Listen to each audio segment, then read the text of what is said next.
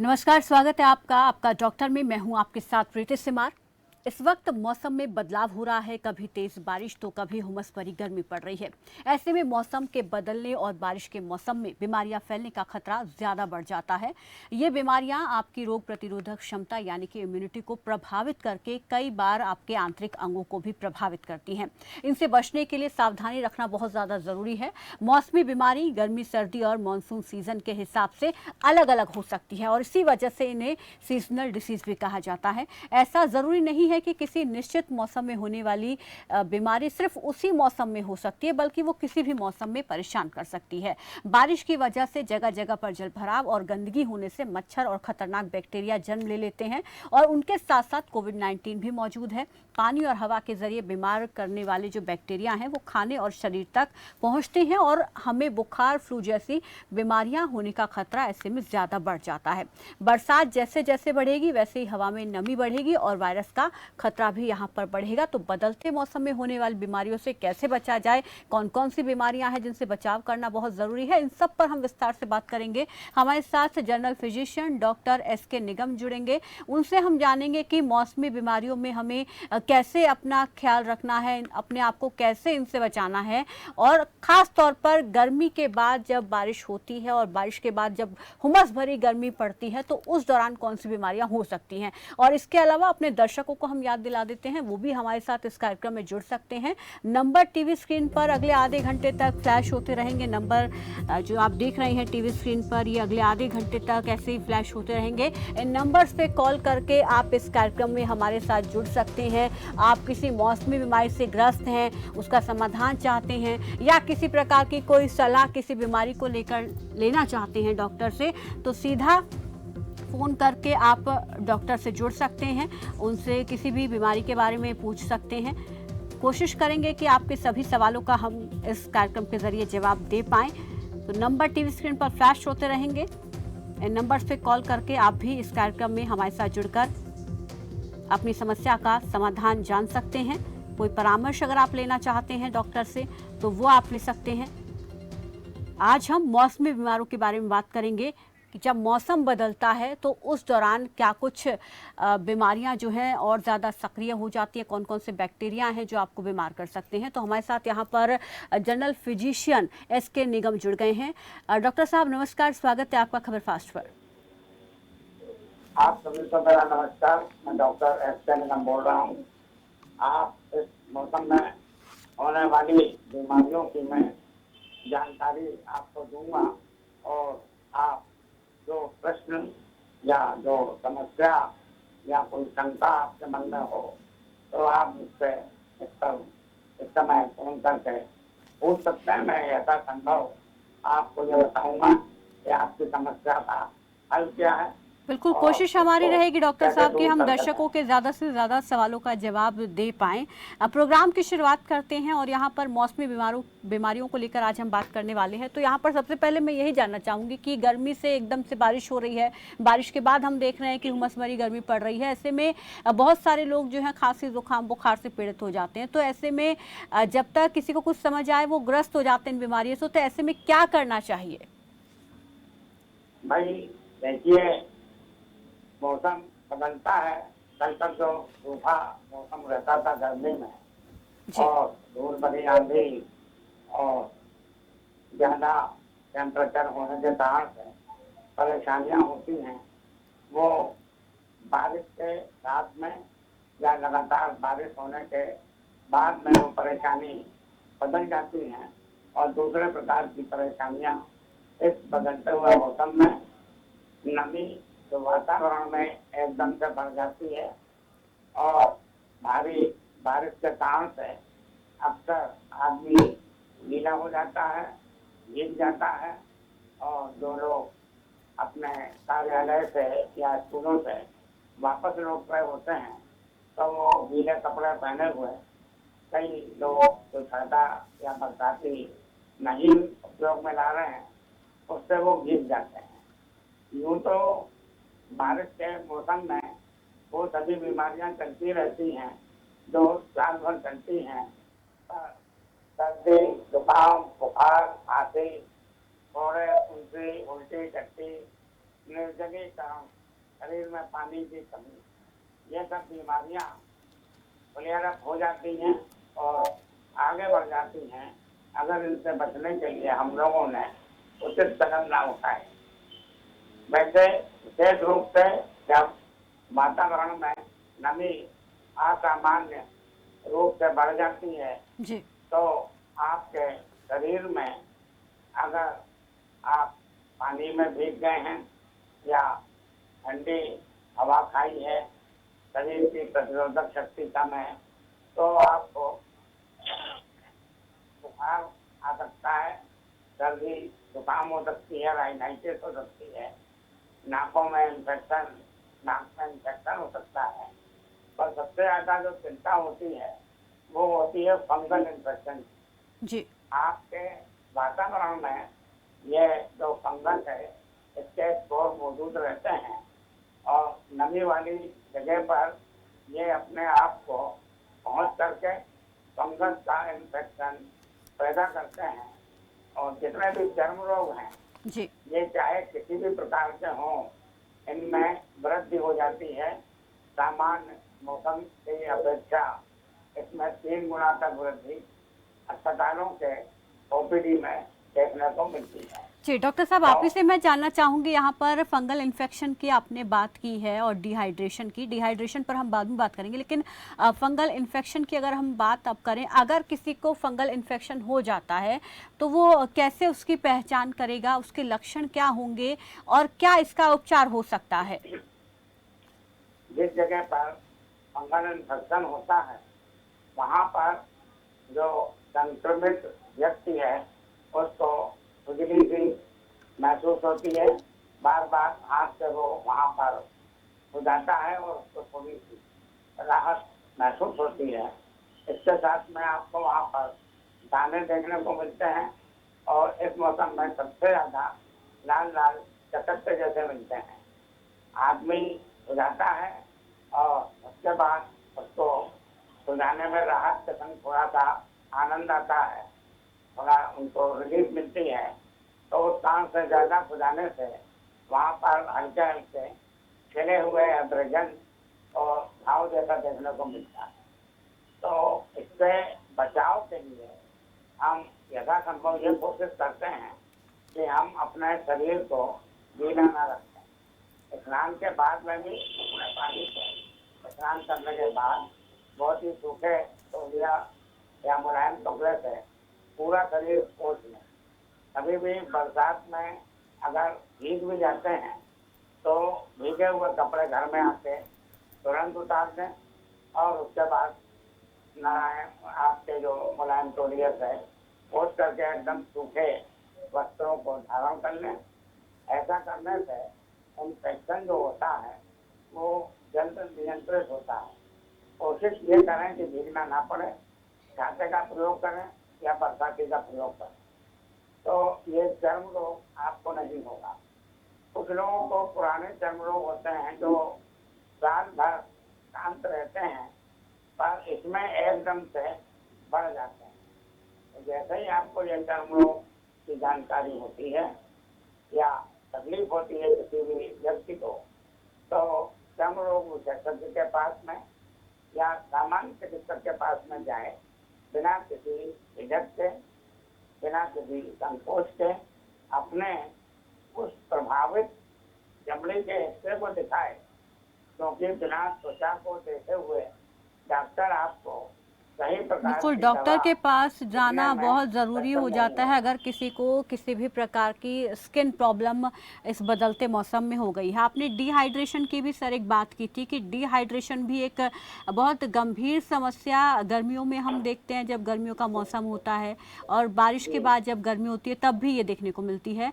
तो डिहाइड्रेशन से अपनी बॉडी को बचाने के लिए हमें क्या करना चाहिए? और साथ ही साथ ये भी जानना चाहेंगे, अगर किसी की बॉडी डिहाइड्रेट हो गई है तो फिर वो क्या करे और उसके लिए क्या उपाय हो सकता है, ये हम जानेंगे। लेकिन एक दर्शक राहुल हमारे साथ जुड़ गए हैं, पहले उनका सवाल ले लेते हैं। राहुल, स्वागत है आपका, पूछिए क्या पूछना चाहते हैं, क्या सवाल है आपका? नमस्ते मैम। नमस्ते सर। जी नमस्कार। सर मैम, मैं ये पूछना चाह रहा था सर से कि इम्यूनिटी पावर बढ़ाने के लिए क्या खाएं, डाइट में क्या फॉलो करें? कृपया स्पष्ट रूप से बोले, मैं आपका सवाल पूरा निगम जी, वो कह रहे हैं कि इम्यूनिटी बढ़ाने के लिए वो क्या खाएं, क्या अपनी डाइट में शामिल करें। इम्यूनिटी बढ़ाने के लिए जी आपके कुछ ऐसे अपनी डाइट में और अपने डेली लाइफ में कुछ आपको बातें ध्यान रखनी होंगी। केवल खाने से इम्यूनिटी नहीं बढ़ाई जा सकती है। आपका शारीरिक स्वास्थ्य बेहतर हो, मानसिक स्वास्थ्य बेहतर हो, आप खुश रहें और उसके बाद में एक बैलेंस डाइट का सेवन करें जिसमें कार्बोहाइड्रेट, फैट और प्रोटीन जैसे पदार्थ प्रचुर मात्रा में हों और संतुलित रूप से हों। साथ ही विटामिन सी, लहसुन, अदरक, करेले का रस, गिलोय का रस, तुलसी, काली मिर्च, ये सब चीज़ों का सेवन करने से इम्यूनिटी बेहतर रहती है। और साथ ही साथ आपकी जो डेली लाइफ स्टाइल या दैनिक दिनचर्या है उसका भी आप पूरा ध्यान रखेंगे। और इसमें सुबह उठना, समय से उठना और समय से नाश्ता करना, समय से खाना खाना, कम मात्रा में खाना खाना, तला भुना, जंक फूड, इन सब चीज़ों को भोजन में नहीं लेना। साथ ही साथ WHO के द्वारा जो एक बेहतर प्लान किया गया है आपको प्रतिरोधक शक्ति या शरीर की इम्यूनिटी बढ़ाने के लिए, उसमें स्पष्ट रूप से लिखा है कि आप रोजाना सुबह टाइम से उठ जाएं, सूरज निकलने के पहले, और रात में 10 बजे के पहले आप सो जाएं। संतुलित भोजन लें, ग्रीन लीफी वेजिटेबल्स लें और ऐसा कोई भी खाद्य पदार्थ ना खाएं जो नुकसान करे। खाना हमेशा गर्म और ताज़ा खाना चाहिए। इसके अलावा जो रिकमेंडेशन है आपके शरीर की एक बेहतर इम्यूनिटी के लिए, वो है दिन भर में 24 घंटे में 3 लीटर पानी का सेवन। 3 लीटर पानी का सेवन ये आपके शरीर के लिए 24 घंटे की आवश्यकता है। पर आजकल के ज़माने में ये जो फास्ट लाइफ चल रही है और फास्ट फूड खाने की आदत, हर काम जल्दी में करने की आदत, इससे भी आपके शरीर में प्रतिरोधक शक्ति बिल्कुल, खराब दिनचर्या कहीं ना कहीं हमारी इम्यूनिटी को प्रभावित करती है। हमें अपने डाइट को यहाँ पर इस वक्त बहुत ज़रूरी है कि हम उसमें बदलाव करें, अपनी जीवन शैली में बदलाव करें। बहुत बहुत शुक्रिया राहुल फ़ोन करने के लिए। डॉक्टर साहब, यहाँ पर एक और दर्शक दिल्ली से महेश हमारे साथ जुड़ गए हैं, उनका भी सवाल ले लेते हैं। महेश, स्वागत है आपका, पूछिए आप क्या पूछना चाहते हैं। नमस्कार डॉक्टर साहब। जी डॉक्टर साहब, मेरा सवाल ये है कि एक हफ्ते से ना गले में लगातार खराश हो रही है, जैसे ठंडा पानी पी लेते तो और ज्यादा बढ़ जाती है, मुझे क्या करना चाहिए? गले में जो खराश है वो उसमें आप भी महसूस करते हैं या खाने में कोई रुकावट भी महसूस करते हैं या खांसने में आपको थोड़ा अनइजीनेस महसूस होती है, कारण कोई सा भी हो, सामान्य रूप से ये 3 तकलीफें गले की खराश में देखने को मिलती हैं। अगर किसी भी व्यक्ति को गले में खराश है तो उसको दिन में 3-4 बार गर्म पानी से कुल्ले करना चाहिए। हो सके तो गर्म पानी ही पिए। ठंडा पानी या आपके ठंडे पेय पदार्थ इसमें आपको नुकसान पहुंचाते हैं। चाय पिए या कॉफ़ी पिए, गुनगुना पानी पिए, तो इससे ये कंट्रोल हो जाते हैं। और एसी चला करके ना सोएं, कूलर चला के ना सोएं। केवल आप सामान्य टेम्परेचर 28 से 25 के बीच में पंखा चला करके सो सकते हैं। और तले और चिकने पदार्थ ना खाएं। रोटी, दाल, ब्रेड, चाय जैसी चीज़ें लें और इसमें भी घी ना चुपड़ें तो बेहतर रहेगा। खराश बहुत जल्दी ठीक होती है अगर आप गर्म पानी के कुल्ले दिन में 5-6 बार करते हैं और खाते समय गर्म पानी का ही सेवन करते हैं। जी, और शुक्रिया ज़्यादा जी। तकलीफ होने पर आप नजदीक के किसी डॉक्टर को दिखाइए, तो वो आपको आपके लक्षणों को देखते हुए एंटीबायोटिक बिल्कुल, जो डॉक्टर साहब ने आपको उपाय बताए हैं उनको कीजिए। अगर आराम तब भी नहीं लगता है तो अपने किसी नज़दीकी डॉक्टर को दिखाएं। उस बीच डॉक्टर साहब, एक और हमारे साथ कानपुर से दर्शक रोहित जुड़ गए हैं। रोहित, आपका भी स्वागत है, पूछिए क्या पूछना चाहते हैं। मुझे पिछले 4 दिनों से फीवर आ रहा है। जी, मेरा इलाज चल रहा है, लेकिन बावजूद इसके जो है बड़ी कीमत होती है, इसके लिए क्या करें? हाँ, और जी जरा तुम्हारा स्पष्ट रोहित जी, एक बार फिर से अपना सवाल दोहराइए और आराम से बताइए कि आपको क्या तकलीफ है। मुझे पिछले 4 दिनों से फीवर आ रहा है। 4 दिनों से आपको बुखार है? जी, दवा भी ले रहा हूँ, लेकिन 4 दिनों में बड़ी वीकनेस आ गई है। इसके लिए क्या करें? नहीं, आपको बुखार है और बुखार के साथ में क्या हो सकती है? वीकनेस उनको आ रही है। बुखार है और वीकनेस है, 7 दिन से आ रहा है, 4 दिन से? जी, 4 डेज से। यस। हाँ, तो जब आपको ये 4 दिन से बुखार आ रहा है और कमजोरी हो रही है, तो इसमें आप जो है अभी शुरुआत में पैरासीटामॉल या टोसिन की 650 मिलीग्राम की टेबलेट दिन में 3 बार ले लीजिए। अगर सामान्य बुखार होगा तो इससे वो ठीक हो जाएगा। अन्यथा हम लोग जब केवल बुखार की जानकारी कोई पीड़ित व्यक्ति देता है तो उसमें डिफ्रेंशिएट करते हैं। मलेरिया का बुखार है, भयानक कपकपी आएगी। टाइफाइड का बुखार है तो हमेशा 100 डिग्री के ऊपर बना रहेगा और भयानक कमजोरी रहेगी। तो आप केवल अभी बुखार दूर करने की सोचें और 650 मिलीग्राम पैरासीटामॉल 650 मिलीग्राम की जो गोली है सुबह दोपहर शाम खाएं। खाना बहुत हल्का लीजिए, दलिया वगैरह, साबुदाना वगैरह खाइए। सामान्य बुखार 2 या 3 दिन में अपने आप ठीक हो जाते हैं और ये सीजनल बुखार कहलाते हैं। अगर 2 या 3 दिन से ज़्यादा भी निरंतरता इसमें बनी रहती है तो फिर हम लोग इसमें मलेरिया का, टाइफाइड का ब्लड टेस्ट कराते हैं। और आजकल क्योंकि पेंडेमिक कोरोना वायरस चल रहा है, जी, एंटीजन टेस्ट और आरटीपीसीआर टेस्ट भी एडवाइज करते हैं। लेकिन फिलहाल आप 3 दिन की दवाइयाँ लीजिए। अगर फिर भी आराम नहीं होता है तो फिर हम सजेस्ट करेंगे, जैसे कि डॉक्टर साहब भी कह रहे हैं, कि फिर आप अपने टेस्ट कराइए। डॉक्टर साहब, एक और दर्शक हमारे साथ जुड़ गए हैं गुरुग्राम से, तुलसीदास। तुलसीदास जी, नमस्कार, स्वागत है आपका, पूछिए क्या पूछना चाहते हैं। हेलो। जी, हेलो? जी, आवाज़, हेलो? तुलसीदास जी आपकी आवाज़ मिल रही है, पूछिए क्या पूछना चाहते हैं। ऐसा है जी, एक तो कॉन्स्टिपेशन बहुत ज्यादा है। हेलो। दोबारा से दोहराइए, क्या समस्या बता रहे हैं। एक तो मुझे कॉन्स्टिपेशन बहुत ज्यादा है। आपकी आवाज़ ठीक से नहीं आ रही है तो हम समझ नहीं पा रहे हैं आपको क्या दिक्कत है। एक बार फिर से दोहराइए अपना सवाल। एक तो मुझे कॉन्स्टिपेशन आ रहा है बहुत ज्यादा। हेलो। जी तुलसीदास जी, स्पष्ट करें। हेलो। कॉन्स्टिपेशन की दिक्कत है आपको? हाँ जी, कॉन्स्टिपेशन ज्यादा है और मेरे पैरों में पेन है बहुत। पैरों में पेन है? जी, डॉक्टर साहब कॉन्स्टिपेशन और पैरों में पेन की दिक्कत बता रहे हैं। कॉन्स्टिपेशन और पैरों में दर्द है? अच्छा, एक्चुअली ये जो कॉन्स्टिपेशन है ये 1-2 दिन तक नहीं होता है। ये काफी दिनों तक जब पेट साफ नहीं होता है तो हम लोग उसको कॉन्स्टिपेशन की या कब्ज की श्रेणी में रखते हैं।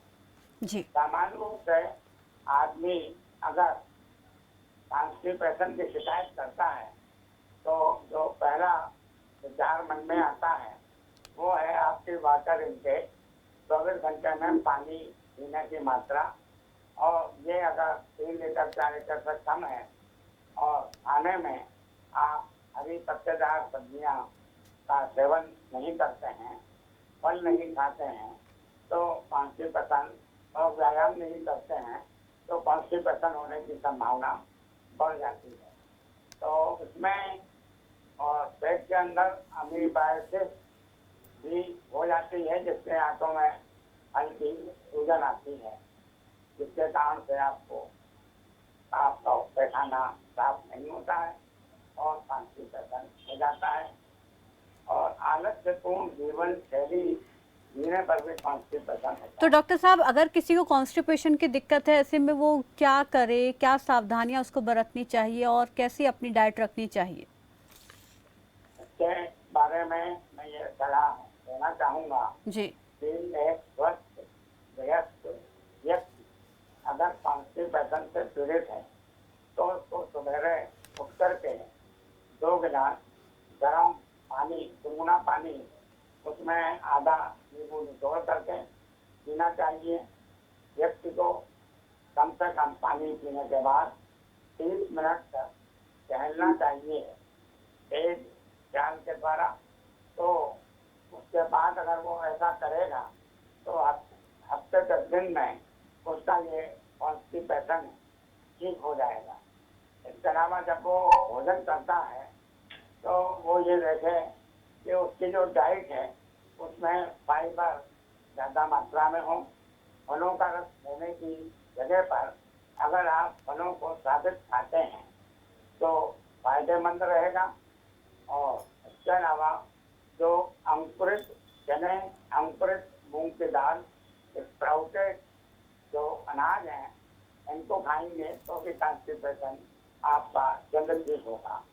30 मिनट का रोजाना व्यायाम या हफ्ते में 150 मिनट का व्यायाम बहुत जरूरी रहता है पाचन क्रिया को बिल्कुल सही तरीके से चलने के लिए। और आप पपीता जो फल है इसको खाइए, पका हुआ केला इसको खाइए, यह भी आपका कॉन्स्टिपेशन दूर करने में आपको मदद करता है। और फिर भी अगर बहुत दिनों तक कॉन्स्टिपेशन में आपको आराम नहीं मिलता है तो फिर आप अपने पारिवारिक चिकित्सक को या अन्य चिकित्सक को दिखाएं। हो सकता है वो आपको अल्ट्रासाउंड की सलाह दें तो जिससे कॉन्स्टिपेशन रहने का पूरा कारण पता चल सके। कॉन्स्टिपेशन को हल्के से मत लीजिए। हो सकता है ये किसी गंभीर बीमारी का शुरुआती लक्षण हो। क्या अगर कॉन्स्टिपेशन की दिक्कत किसी को लगातार हो रही है, आराम नहीं हो रहा है, तो क्या इससे पाइल्स जैसी बीमारी भी हो सकती है आगे चलकर? इसमें आगे चलकर के आपको कोलाइटिस, अमीबिक कोलाइटिस, आपका अल्सरेटिव कोलाइटिस जैसी बीमारियां हो सकती हैं। और सालों तक लगातार चलने वाले कॉन्स्टिपेशन के पेशेंट को पाइल्स की शिकायत हो सकती है, जो बवासीर के रूप में आप जानते हैं। हाइपर एसिडिटी की शिकायत होती है, अल्सर हो जाते हैं आपके आमाशय में और ड्यूडेनम में। और यहाँ तक कि 2-3 साल तक लगातार कॉन्स्टिपेशन जिन लोगों को रहता है, जिन लोगों का ऐसा इतिहास है कि वो 5-6 दिन में भी एहसास बार जाके अनलोडिंग कर पाते हैं और उनका पेट हमेशा कब्ज में होने के कारण से कोंधे के पास, अम्बलाइकस के पास हल्का सा दर्द बना रहता है। यहाँ इसमें कैंसर होने तक की संभावना पाई गई है। बिल्कुल, तो यहाँ पर ध्यान देना बहुत ज़रूरी है। अगर कॉन्स्टिपेशन की दिक्कत है तो ढेर सारा पानी पिएं। अगर उसके बावजूद भी दिक्कत दूर नहीं हो रही है तो अपने नज़दीकी डॉक्टर से संपर्क करें। बहुत बहुत शुक्रिया डॉक्टर साहब हमारे साथ जुड़ने के लिए, हमारे तमाम दर्शकों के सवालों का जवाब देने के लिए। उम्मीद करते हैं कि दर्शकों के सवालों का जवाब हम दे पाए हों। कल फिर हाजिर होंगे नए डॉक्टर, नए विषय के साथ। तब तक के लिए आप देखते रहिए खबर फास्ट। नमस्कार।